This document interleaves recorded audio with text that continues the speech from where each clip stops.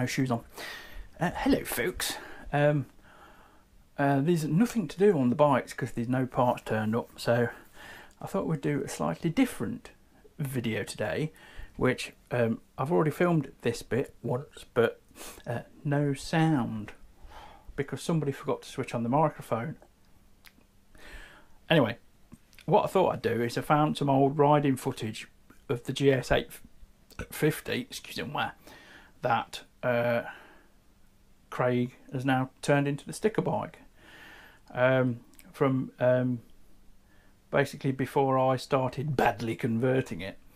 And the story with the GS is a friend of mine down in Devon had the GS, and his partner wanted a comfortable bike because she has problems with the hips. So he had my old Goldwing GL 1200 and I had the GS.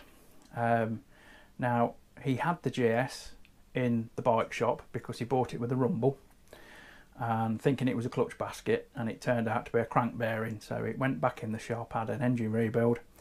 I put 500 miles on it and the base gasket went, because these old GS engines, sometimes if you put a fully synthetic in or something like that, it's actually too good and it'll weep past all the gaskets, and then that's what had happened.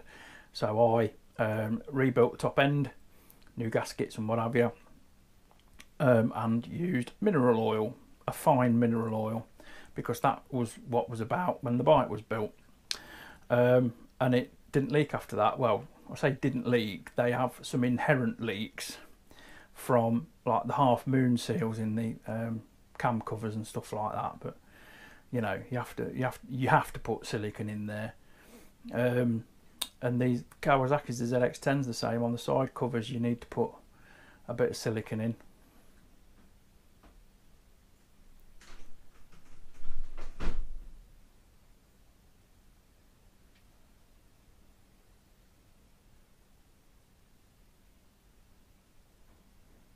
Why is it whenever I'm trying to film something, someone always comes round?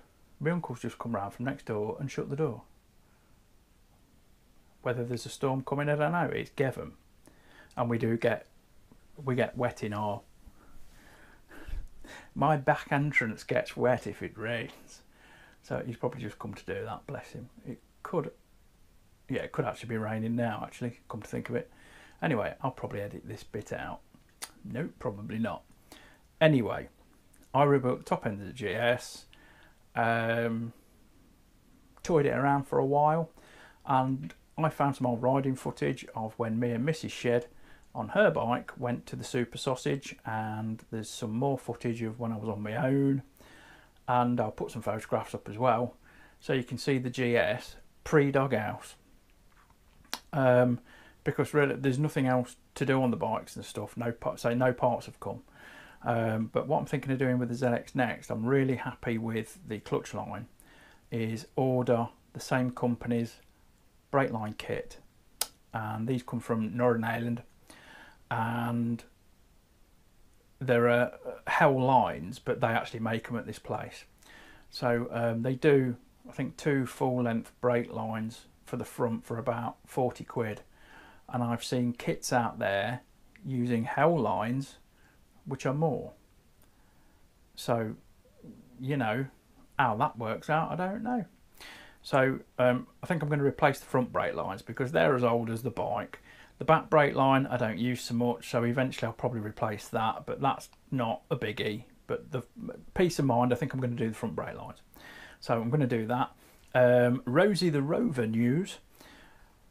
These are well known if you replace the underbonnet fuel pump with a cheaper one and not the original. I think it's called a Piedmont or something like that, which are about 150 quid, something like that. So of course everybody puts an aftermarket one on, which aren't 150 quid, and they are known to leak sometimes. And what they do, they leak at the top because it's a crimped fitting. Obviously the pump's all put together in an aluminium sleeve or a tube, and then it's crimped at the top, and I'm guessing obviously there's O-rings and stuff in there, and they are known to weep slightly, and And say this one only fitted in something like September and it's weeping.